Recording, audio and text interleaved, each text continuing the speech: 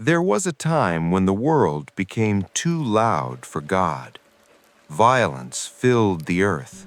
Every thought turned inward. Every path became corrupted. This is not the story of a flood. This is the story of why the flood was necessary. This is the world that existed before everything was erased. The line of Cain. Cain was intimate with his wife, and she conceived and gave birth to Enoch. Then Cain became the builder of a city, and he named the city Enoch after his son. Irad was born to Enoch. Irad fathered Mehujael. Mehujael fathered Methushael, and Methushael fathered Lamech. Lamech took two wives for himself, one named Ada, and the other named Zillah. Ada bore Jabal. He was the father of the nomadic herdsmen. His brother was named Jubal. He was the father of all who play the lyre and the flute. Zillah bore Tubal-Cain, who made all kinds of bronze and iron tools. Tubal-Cain's sister was Naamah. Lamech said to his wives, "Ada and Zillah, hear my voice. Wives of Lamech, pay attention to my words. For I killed a man for wounding me, a young man for striking me. If Cain is to be avenged 7 times over, then for Lamech it will be 77 times. Adam was intimate with his wife again, and she gave birth to a son and named him Seth, for she said, "God has given me another child in place of Abel, since Cain killed him." A son was born to Seth also, and he named him Enosh. At that time, people began to call on the name of the Lord. The line of Seth. This is the document containing the family records of Adam.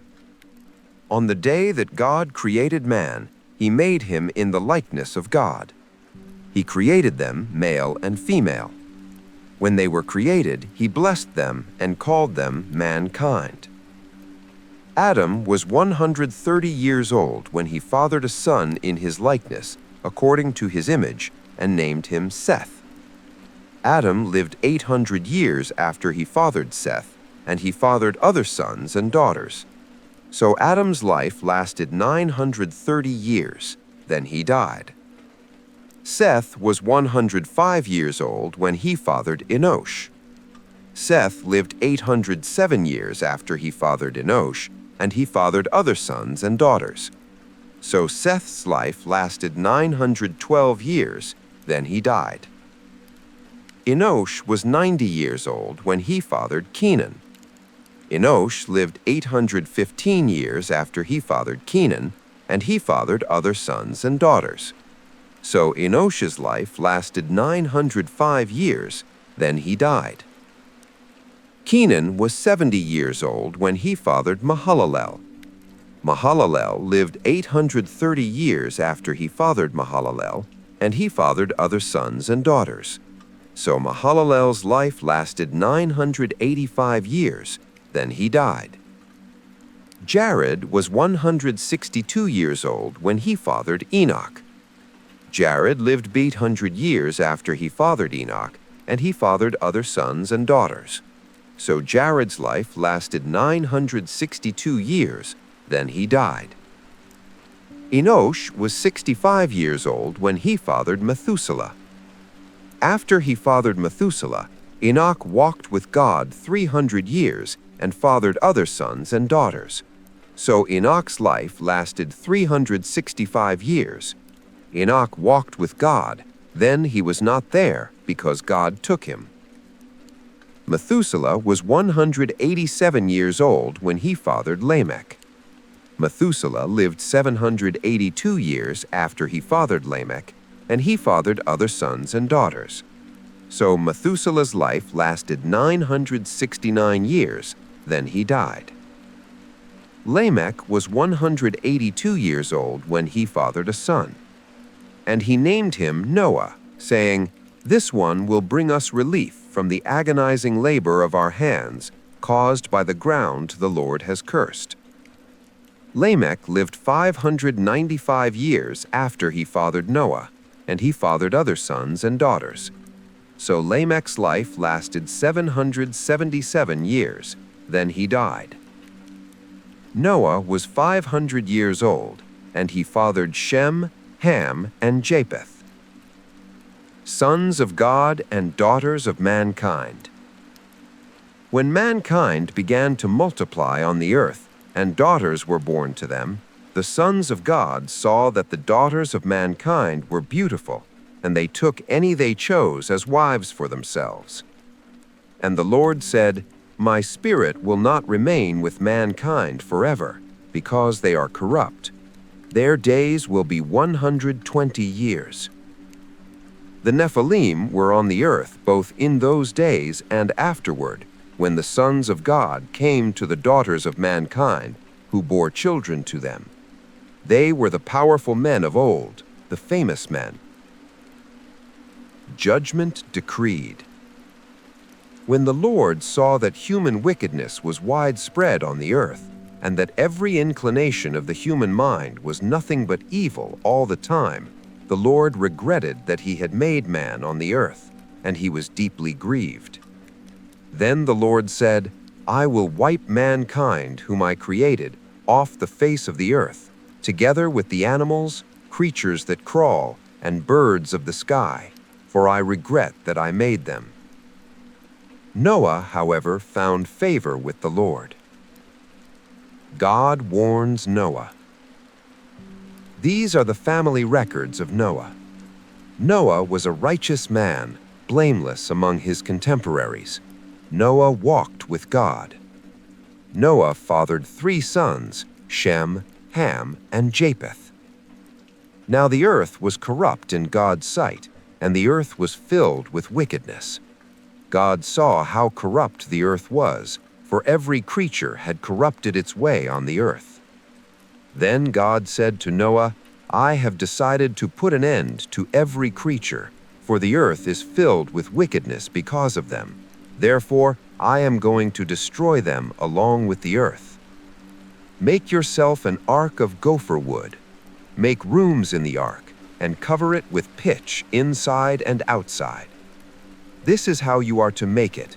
The ark will be 450 feet long, 75 feet wide, and 45 feet high. You are to make a roof, finishing the sides of the ark to within 18 inches of the roof. You are to put a door in the side of the ark. Make it with lower, middle, and upper decks. Understand that I am bringing a flood waters on the earth, to destroy every creature under heaven with the breath of life in it. Everything on earth will perish. But I will establish my covenant with you, and you will enter the ark with your sons, your wife, and your sons' wives. You are also to bring into the ark 2 of all the living creatures, male and female, to keep them alive with you.